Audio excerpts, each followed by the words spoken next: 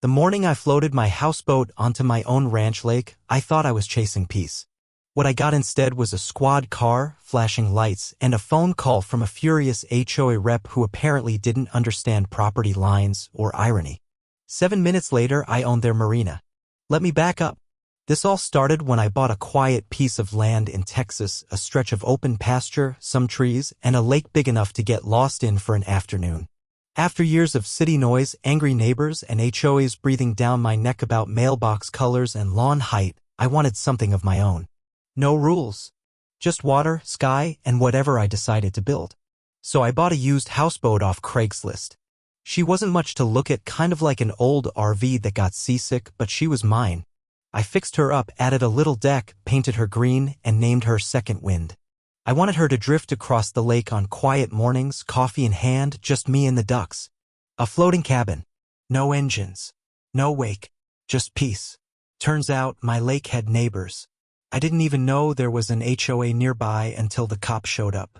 Apparently, across the far side of the lake, just past the reeds and trees that lined my property, there's a subdivision.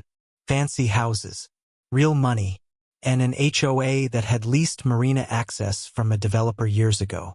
They used the lake too, but they didn't own it. Not all of it. When they saw my little green boat drifting past their precious dock, they lost it. Someone snapped a photo. 10 minutes later, I got a call from a number I didn't recognize. Sir, this is a private lake. That vessel is not authorized. Private lake? I checked the deed. I owned the lake, not just the shore, the whole thing. And what came next? Well, let's just say they shouldn't have called the cops on a guy who actually read the fine print. Because 7 minutes after that phone call, I made a decision. A petty, beautiful, entirely legal decision that would flip their world upside down. And it all started with one quiet float across my own water. I stood there on the shore, holding my phone, watching the patrol car ease back out of my gravel drive like it didn't belong there because it didn't. The officer was polite enough once I showed him the plat map. My lake. My land. My boat. Still, he gave me that look. The one that says, "You just kicked a hornet's nest, buddy." See, this wasn't my first dance with a homeowners association. I'd lived under one for 8 long years back in the suburbs. They fined me once for having non-regulation patio furniture. Another time, they threatened legal action because my kids chalked hopscotch on the driveway. So when I left that life behind, I promised myself never again. That's why I bought this ranch. I wanted freedom. Land. Water. A place to build things and float if I damn well pleased. But I didn't know the past was about to chase me into the one place I thought I'd finally escaped it. The HOA president, I'll call him Craig because that's his real name, left me a voicemail that night. Said he was disappointed in my behavior.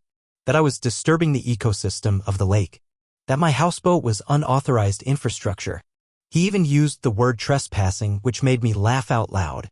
I double-checked the county records before I ever backed that trailer down to the water. This lake was entirely within my deeded property line. The HOA didn't own 1 inch of it. What they had was a marina they'd been leasing from an old developer whose LLC went belly up 2 years ago. And apparently nobody noticed until now. That's when things started to get weird. The next morning, I found tire tracks near the shoreline. Not mine. Someone had driven through the far side of the pasture, close to the lake's edge. A few broken beer bottles. A crumpled fast food bag tossed near the trees.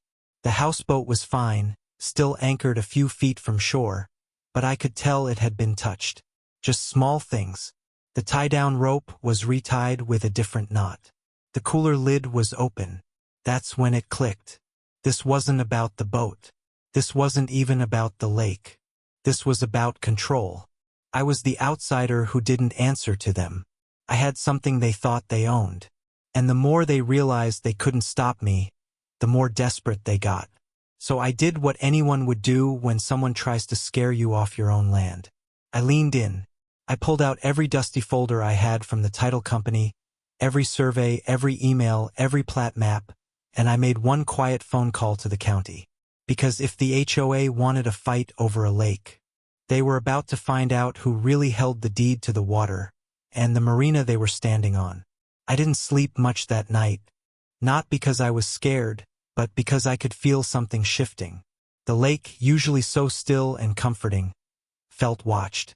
I sat out on the porch under the stars, coffee going cold in my hand, trying to make sense of how something as peaceful as a floating houseboat had stirred up so much hostility. Then the letters started. 3 days after I called the county clerk's office to confirm the marina's lease status, I got a certified envelope, HOA letterhead, legalese. They claimed my vessel violated navigational regulations, whatever that meant on a private, non-navigable body of water. They used phrases like eyesore, property value interference, and community disruption. But the punchline? They requested that I relocate the houseboat or face legal escalation. I laughed, then realized they weren't joking. So I walked down to the lake, climbed aboard Second Wind, and let myself drift right into the marina. I didn't tie off or say a word. I just sat there, fishing rod in one hand, coffee in the other. The dock creaked beneath me. From a nearby deck, someone watched through binoculars. Probably Craig. I waved. That's when the real games began. A neighbor from the subdivision, her name was Elena, reached out the next day. Quietly. Said she'd heard what was happening and wanted to talk. We met at a local cafe far from the lake. She leaned in close, eyes darting like we were planning a heist. Turns out she was on the HOA board until 2 months ago when she resigned after discovering the marina's lease had lapsed. She'd raised it with Craig, but he shut her down, said it would cause panic if the members found out. She showed me emails, internal memos, even a draft agenda for a board meeting that never happened. They'd known they were squatting on a defunct lease and they were hoping no one would notice.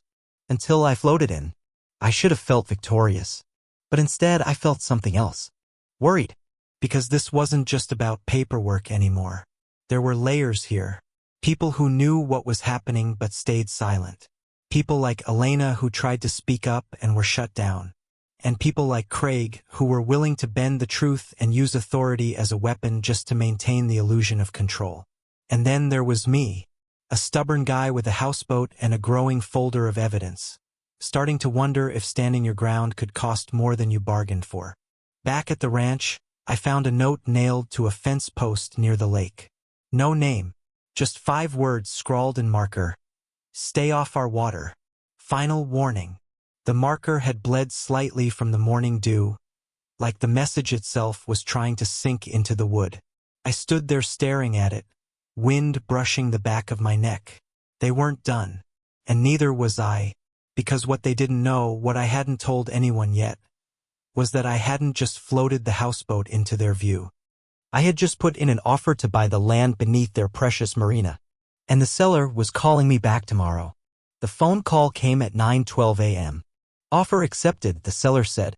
Congratulations. The marina lot is yours. I didn't say anything at first. Just stood there barefoot on the dock, the morning fog still curling off the water, phone pressed to my ear like it might bite. You still there? The voice asked. I was. But my head wasn't. Because with that one sentence everything changed. I now own the stretch of land beneath their beloved dock. The boat slips. The gravel parking area behind it. Even the little boathouse with the rusted-out life vests hanging on a pegboard. It was mine. Legally, quietly, fully mine. And nobody knew. Not yet. But Craig must have felt it. Because later that same day he showed up. On my side of the lake. I saw the dust trail first, snaking up the long ranch road. A black SUV, new, polished, like it didn't know what gravel was. Stopped 10 feet from the porch, and there he was. Pressed shirt. Clipboard. HOA badge clipped to his belt like it meant something. Morning, he said flatly. I didn't offer coffee. He launched straight in. Asked if we could de-escalate the tension. Said he'd spoken with legal, and that there may have been some oversights with the marina's paperwork. He even chuckled, trying to look relaxed. I think we just got off on the wrong foot, he said. That's when I realized he was nervous. But not because of the boat. Because he didn't know what I was going to do next. I nodded, let him talk. Watched his eyes scan the lake behind me. He saw Second Wind floating peacefully near the center.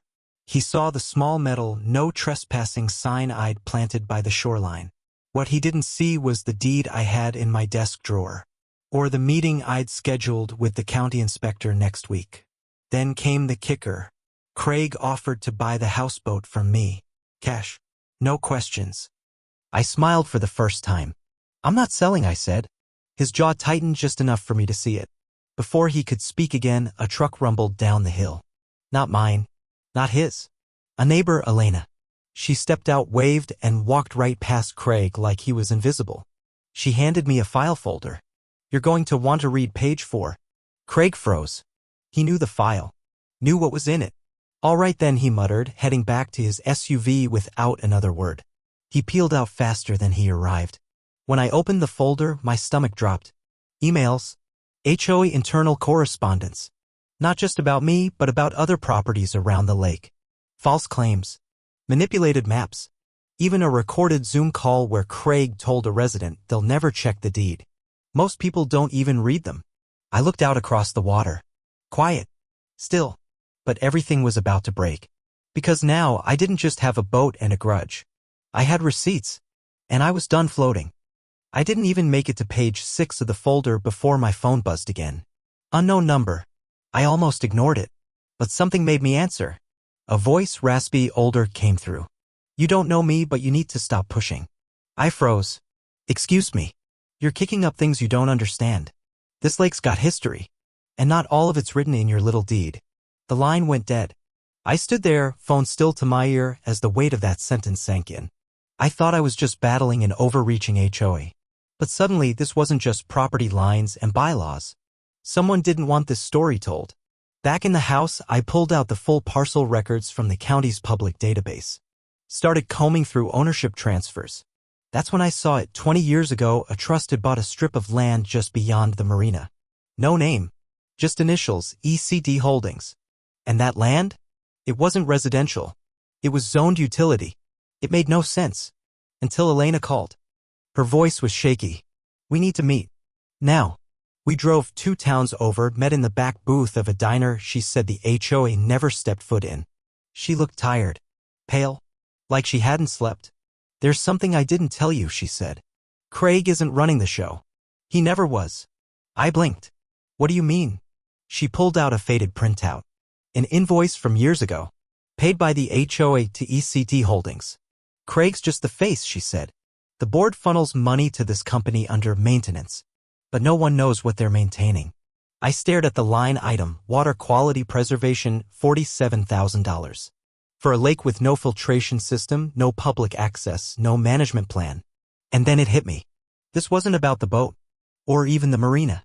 This was about hiding whatever's under that lake. Back at the ranch, the marina dock was empty.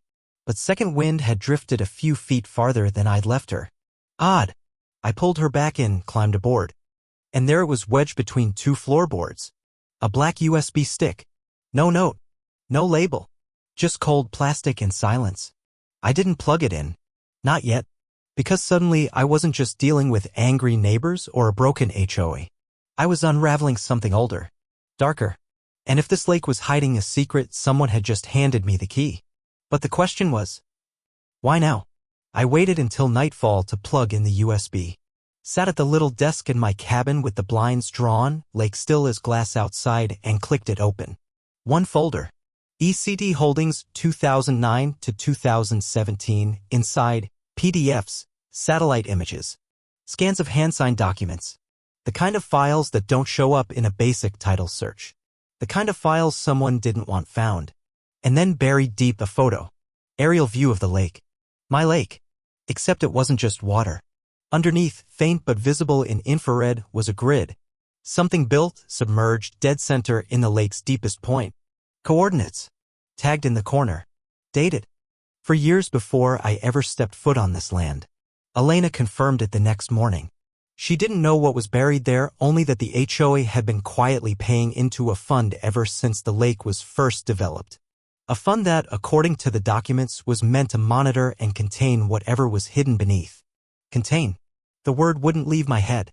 It all came crashing together then: Craig's fake authority, the hush money, maintenance contracts, the sudden aggression when I floated too close to their dock.